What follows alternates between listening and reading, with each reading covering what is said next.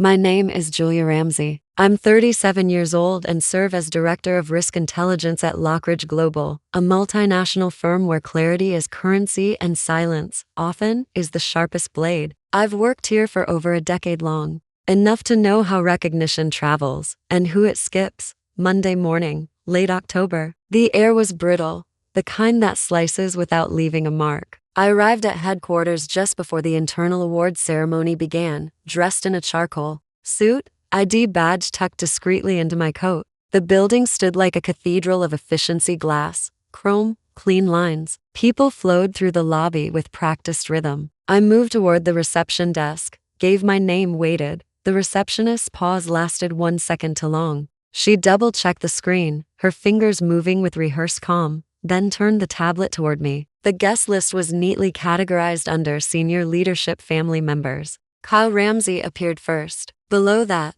our parents, an uncle, a mentor, but no Julia. The absence wasn't surprising. It was deliberate. I scanned the list again, once more for the illusion of fairness. Nothing. A shadow stretched across the polished floor. The corporate shuttle had arrived. Through the revolving doors, I saw Kyle emerge in a navy three-piece suit, perfectly fitted, flanked by his wife in tailored beige. They looked seamless, polished, exactly like the future of the firm's public image division. He didn't look at me, though he passed within 10 feet. Neither did our parents. Their sequence was impeccable. Their silence coordinated. The security gate blinked green for them. When I stepped forward, the guard shifted subtly. No hostility. Just the firm stance of someone following protocol. I stood still. Then I stepped back, heels clicking once against the marble. It was a small sound, but in that moment, it felt surgical. I took position near the wall, next to a decorative planter and a fire exit. No one used. From there, I watched them ascend the escalator into the mezzanine. No one turned. No one noticed. I hadn't followed. I didn't argue. I didn't ask why. Instead, I listened to the silence they left behind and recognized it. It was the same sound I'd lived with for years. Only this time, I wasn't going to carry it with me. I didn't leave the building. Instead, I moved to the far edge of the lobby, past the noise of arrivals, into the quiet blind spot near the executive elevators. From there, I could still see the mezzanine staircase and the reception desk, but I remained unseen. I opened my bag, retrieved my phone, and slid it into airplane mode. Not because I was hiding, because I needed the silence to stay intact. They thought I would leave, that I'd accept the oversight with grace, as I always had. But this wasn't an oversight. It was design, the kind you recognize not from its edges but from its precision. My absence on that list hadn't been a clerical error. It had been scrubbed, intentionally. I knew how things were removed. I had done it for others, more times than I cared to count. There were subtle patterns in deletion, the metadata trails, the timestamps that no longer aligned, the gaps in the access logs. I had trained analysts to spot them, and I had taught them how to make erasure look accidental. 3 days ago, I'd signed off on a restricted memo to the Executive Audit Board. It was short, under 10 pages, but the implications were enough to stall a $2.7 billion acquisition. A merger that, if pushed through, would have exposed Lockridge to a cascade of compliance violations and pending litigation in the EU. I had flagged the discrepancies, mapped the shell structures, traced the unreported debt, quietly, without drama. As expected, the memo was classified internal. No one outside the boardroom was supposed to know. But influence has a scent, and I knew exactly where it lingered. Kyle had been on the integration task force for that acquisition. His name was buried in the appendices of a few early planning decks. Not central, not liable, but present, enough to burn if light were applied. I had said nothing.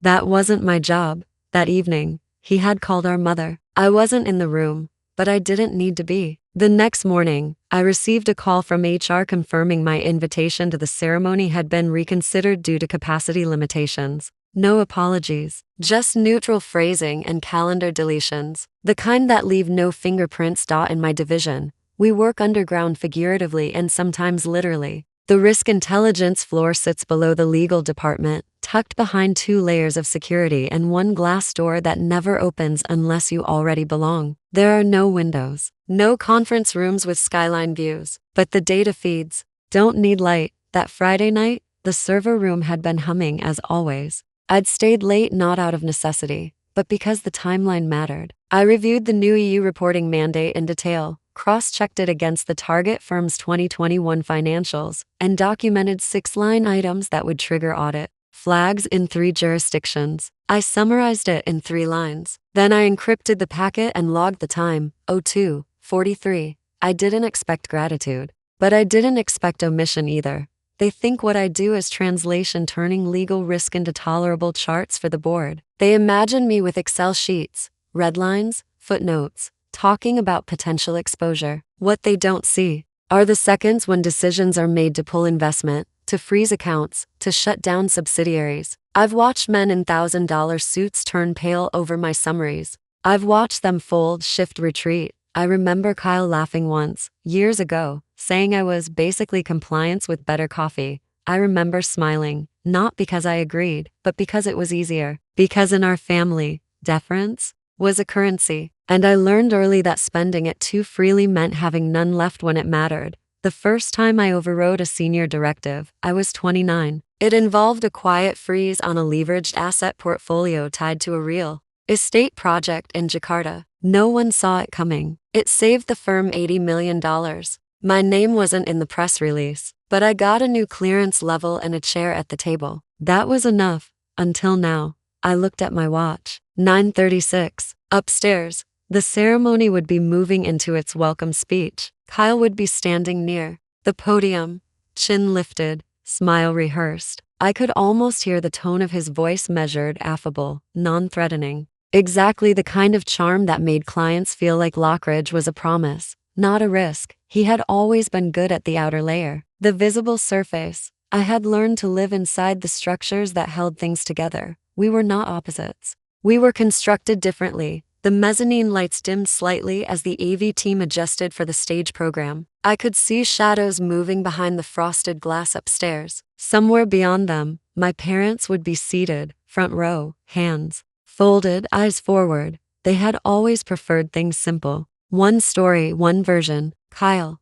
the strategist. Julia, the fixer. The structure worked, as long as no one asked who prevented the fire. My phone buzzed softly. I glanced down. A single notification slid across the lock screen. Encrypted dispatch. Top-tier clearance. From Montgomery's office. Confirmed. The announcement would proceed. I slipped the phone back into my coat pocket without opening it further. Outside, the wind picked up slightly. The revolving door slowed in rhythm. More guests arrived. VPS, senior partners, one former board member I hadn't seen in 5 years. I remained in the shadows. No one looked down the hallway where I stood. That, too, was familiar. There's a moment just before action when the structure of things is still in place, but you already see where the break will occur. I had lived in that moment for years, parsing threats before they appeared, watching the angles form before anyone else noticed. This was no different. I had never needed an audience. But today, the silence I carried wasn't going to remain private,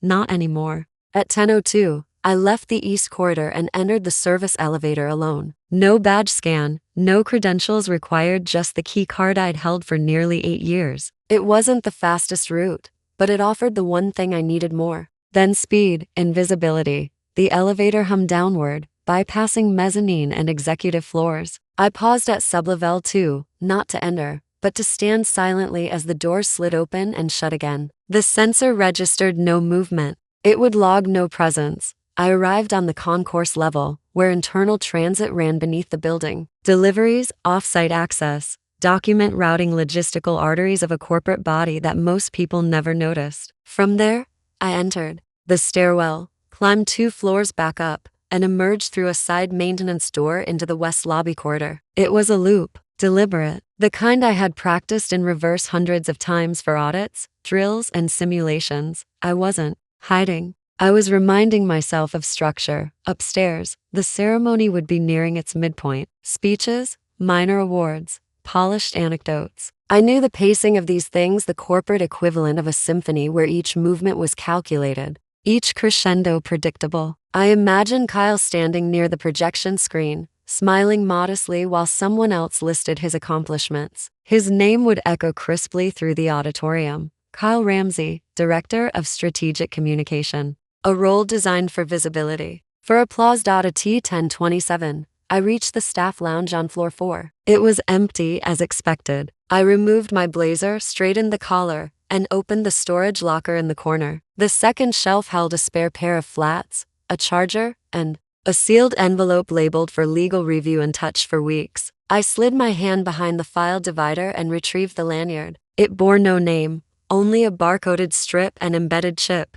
I placed it in my coat pocket without checking the signal. I had arranged the clearance reassignment months ago, approved internally, logged discreetly under rotation compliance. Nothing out of order, nothing that would trip an alert. I had rotated staff before high-level reviews countless times. No one questioned redundancy when it was framed as caution. From the lounge window, I could see the north courtyard and a section of the main glass atrium where guests mingled between segments. The angle was narrow, distorted by the internal framing, but I could make out my father's silhouette, tall, shoulders squared, still with that slight forward lean he developed after retirement. He stood with his hands behind his back, the way he always did when waiting for something. He expected to begin without delay. He didn't look up. He wouldn't see me even if he did. I remained still for several minutes. Time wasn't urgent. Nothing required disruption. The momentum had already shifted, even if no one sensed it yet. It wasn't visible,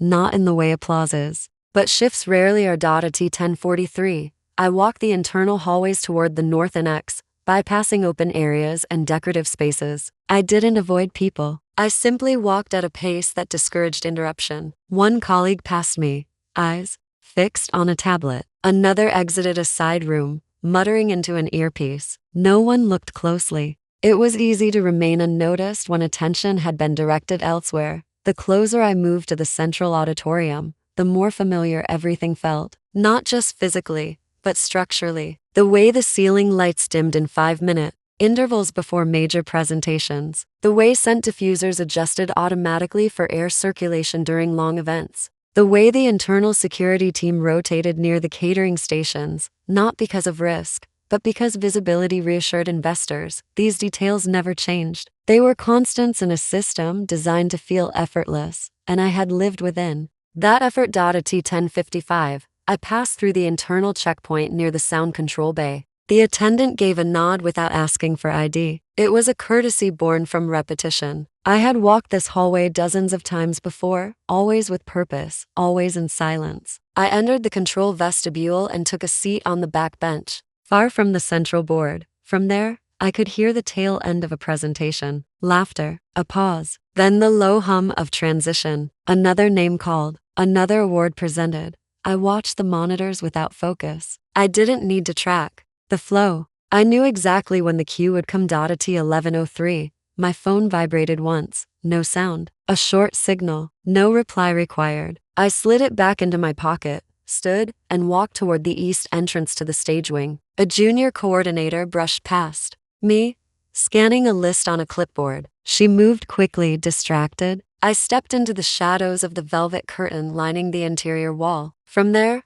I could see the stage, the seated rows, and the open aisle down the center. Kyle sat front and center, third seat in, one leg crossed neatly over the other, posture composed. Our parents flanked him on either side. Their faces were attentive, still, lifted slightly toward the speaker at the podium. The moderator adjusted the microphone. Papers shuffled. A small murmur passed through the audience. I waited. There is a difference between anticipation and readiness. One is expectation. The other is alignment. I didn't need things to go a certain way. I had simply arranged them to go forward regardless. At T11:06, the lighting adjusted again. A soft wash of blue set against the backdrop. Stage crew repositioned. A floral arrangement. The air shifted slightly, as though something had arrived before it was seen. I stepped back from the curtain, just enough to return to the hallway. My pace remained steady, measured. No one followed. Whatever came next would not be loud. It would not be dramatic. It would be precise, and they would understand, finally, that absence had never meant invisibility. At 11:11, the tempo of the room shifted. The host returned to the podium, his tone now lower, weighted. The lights above dimmed by one increment, subtly enough to register as intentional. The program booklet rustled faintly across the auditorium as guests glanced down to confirm what wasn't listed. A pause lengthened. Not discomfort, not yet, just uncertainty. Then came the addition. One sentence delivered cleanly, but without rehearsal. It carried a different cadence than the others, a note unfamiliar in a symphony too often repeated. It wasn't on the agenda, not in the printed materials or on the internal staff briefing. That absence made it more potent. The room absorbed it slowly. Words that had been compartmentalized until this moment were spoken aloud, in full view. A new recipient, a different kind of recognition. And my name, Julia Ramsey. The moment did not expand, it compressed. Time folded inward as breath drew short across rows. Heads turned, some immediately, others in half motion, as if doubting what they'd heard. The kind of confusion that stirs before comprehension arrives. I stepped into the wing, light grazing my shoulder, and waited for the cue. When I crossed the stage line, I didn't hear the audience. Their silence was louder than applause, a stillness that swelled then fractured. One person began to rise, then another. A ripple of motion unfolded, slow at first, then accelerating. Section by section, uniforms and tailored suits lifted from seats, standing in alignment. Before they understood why, 3 people did not move. Front row, center block. My father, my mother, and Kyle. They remained seated as the room rose around them. Their bodies were fixed in posture, their hands unmoving. Not in protest, there was no time for that, but in suspension, as if they had been paused in the act of living. I reached the center of the stage. The presenter stood to one side, a step back. The award was presented without flourish. It had weight, but not decoration. I accepted it, my hands steady, my face composed. The voice at the podium resumed. But it was no longer performing. It was recounting. Operation summaries, not slogans. Risk mitigated, not theorized. Incidents averted. Structures preserved. The vocabulary had changed. Specifics were given. Locations redacted only in part. Timeframes confirmed. Regulatory outcomes referenced. Words like containment, preemptive modeling, interjurisdictional. Exposure filtered into the space with calibrated force. One name reappeared. Not mine, Kyle's, not directly. Not as a target, as a node, as a variable in proximity to a compromised structure. The language was careful, deliberately clinical, but the implication was fixed. The acquisition team had been exposed to risk. One member had known, another had acted. No names were condemned. None needed to be. The hall remained quiet long after the details concluded. Applause came late, stilled at first, then fuller, though still shaped by the echo of what had been revealed. I turned toward the audience, scanning nothing, acknowledging no one. I stepped down from the platform without ceremony. No hands reached for mine. No congratulations interrupted my stride. There was only the sound of my heels on the polished floor and the collective realignment of a room forced to remember what it had tried not to see. My father's head lowered briefly as I passed, not in greeting. It was a gesture I had seen him make before, in meetings where strategy failed and reality refused to bend. My mother's hands remained laced in her lap. Her mouth was closed, but her eyes were open in a way they hadn't been for years. Kyle looked at me directly, unmoving. He wasn't angry. He wasn't grateful. He was simply present for the first time in a long time. I exited through the side hallway, the same one I had passed earlier that morning. No one followed. I didn't expect them to. Recognition had arrived without invitation, and now it needed time to settle into shape. Outside, the wind moved through the atrium. Flags shifted slightly. The security desk was busier than usual. More eyes on monitors, more hands resting near earpieces. Guests murmured along the steps, voices hushed but hurried. The kind of chaos that pretended to be routine. I walked past them all.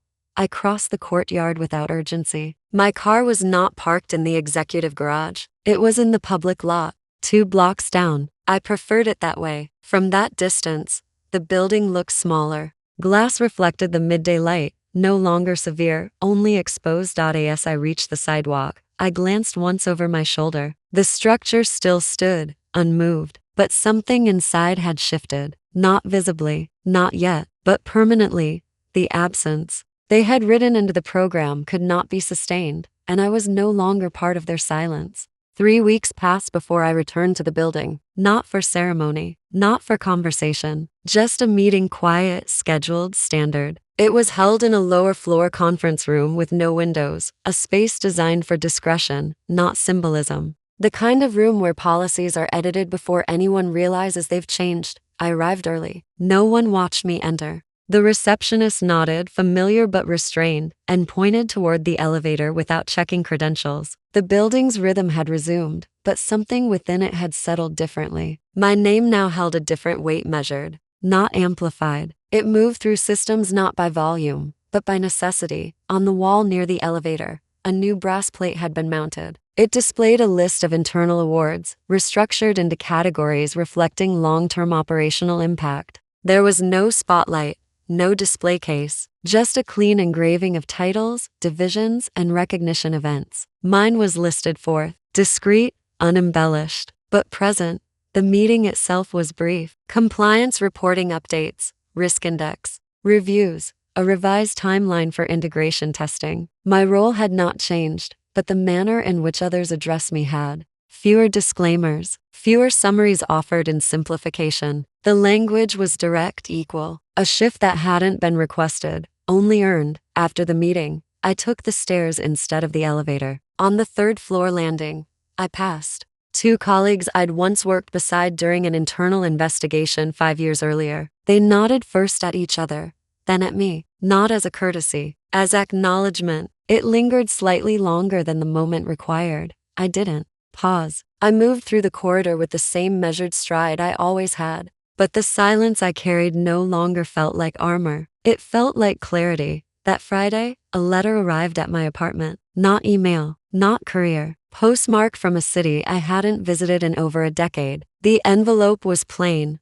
the handwriting unfamiliar. Inside, a printed invitation unsigned requesting my participation in a closed symposium on interagency collaboration and intelligence standardization. The names on the schedule were not public, but I recognized most of them. No RSVP required. Attendance was assumed. Elsewhere, things changed in smaller ways. The internal portal added a new feature under Analyst Resources: case studies of applied intelligence methodologies. One of the entries mirrored the framework I'd submitted the previous year, which until then had never been published or referenced outside confidential review. A junior analyst from legal forwarded an email chain to me inadvertently. In it, someone had referred to my recent actions as timely intervention under structural silence. It wasn't praise exactly, but it was precise. In the cafeteria, people no longer averted their eyes when I passed. They didn't stare either. They adjusted subtly in the way people do when they begin to reassess assumptions without knowing where to place the change.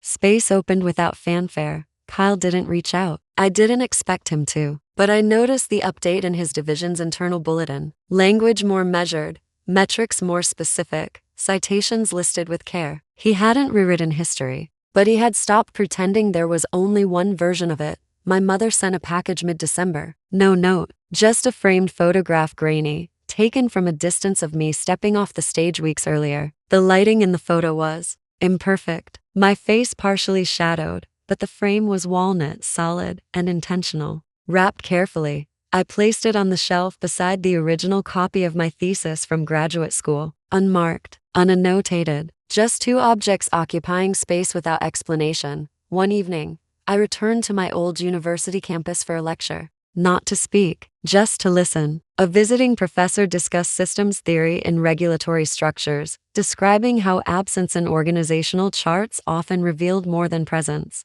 The audience nodded politely. I listened, not for the theory, but for the distance I had traveled from needing to be explained. After the lecture, someone approached me in the hallway, a woman in her late 20s, wearing the sharpened certainty of someone newly promoted. She mentioned my name not as introduction, but as reference. She didn't ask for advice. She asked for access to a paper I had written years ago, still circulating in internal networks under limited clearance. I told her where to look. She thanked me without ceremony. It was enough. By January, a restructuring notice went out across the risk division. New protocols, revised reporting chains. My team was placed 2 levels higher in the decision matrix. The announcement was dry, full of acronyms, but the alignment was clear. I didn't host a celebration. I didn't respond to the congratulatory emails with anything more than acknowledgement, but I did replace the light bulb in my office that had flickered for months. It seemed appropriate. Sometimes vindication arrives not as thunder, but as steadiness, the quiet that returns when pressure lifts,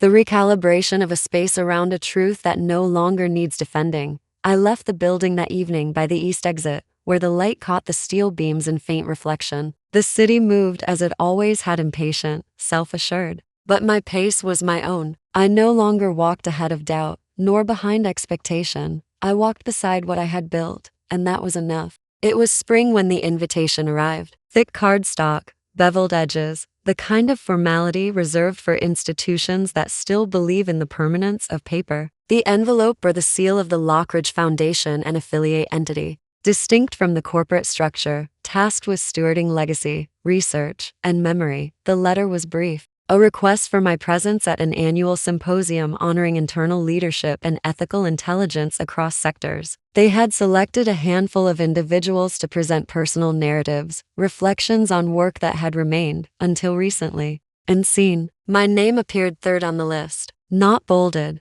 not centered, just placed. I accepted. The event was held in the city's historical library, in one of the older wings restored with quiet care, vaulted ceilings, long oak tables, windows that filtered sunlight into soft angles. There was no stage, just a semicircle of chairs and an invitation to speak, if we chose. When it was my turn, I didn't prepare notes. I brought no slides. I sat in the chair, hands folded, and told the story in fragments, not the high points, not the outcomes, but the spaces in between. The questions I had learned to ask in silence, the structures that revealed themselves only when others stopped looking, the difference between being useful and being visible. There was no applause at the end, just a stillness that didn't require noise to feel complete. Afterward, someone approached me, a professor from a nearby university, working with graduate students on case methodology and organizational ethics. She asked if I'd be willing to speak to her class, not for prestige,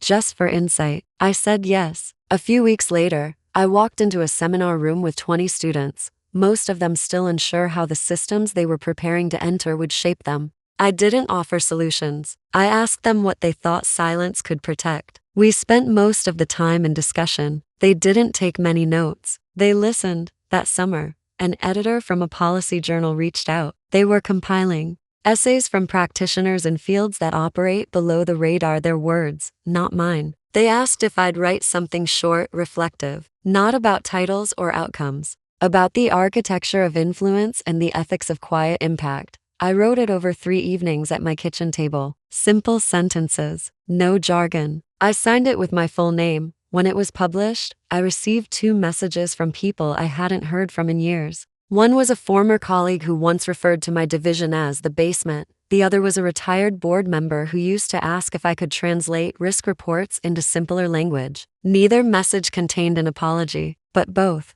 acknowledged something had changed. That was enough. In October, I returned to headquarters for a quarterly leadership roundtable. The schedule was dense, the faces rotated, but the tone had shifted. Introductions no longer included explanations of my role. When I spoke, people stopped typing. I didn't raise my voice. I didn't need to. After the meeting, I walked past the internal archive display in the lobby. A new timeline had been added, outlining milestones in structural integrity and governance oversight. Among the entries was a quiet note: March 2024, Strategic Risk Containment Initiative. No names, no specifics, but I recognized the phrase. It had been mine. That evening, I stood by the east-facing window on the 23rd floor, looking out at the city as it leaned into dusk. The lights blinked on, one floor at a time, like a circuit finding its rhythm. I thought about the version of myself who once stood behind that same window, uncertain whether absence was a form of dismissal or design. Now I understood it had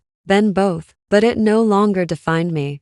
What I carried wasn't vindication. It was continuity. Recognition had come eventually. But more than that, so had peace, the quiet kind that doesn't demand acknowledgement but endures regardless. And in that stillness, I came to understand that value doesn't always arrive in applause or elevation. Sometimes it settles where it's needed most, in the way you stand, uninterrupted, inside your own truth. What does it mean to be seen, not just looked at, but truly recognized for the work no one claps for, the choices made in silence, the integrity held when no one was watching. Julia's story isn't just about vindication. It's about something quieter, more enduring, the slow reclamation of worth after years of being dismissed, overlooked, or misunderstood. It reminds us that not all victories come with applause, and not every turning point looks like triumph. Sometimes, the most powerful shift is internal, the moment you stop waiting for permission to exist fully in your own truth. Maybe you've been there, in the back of the room,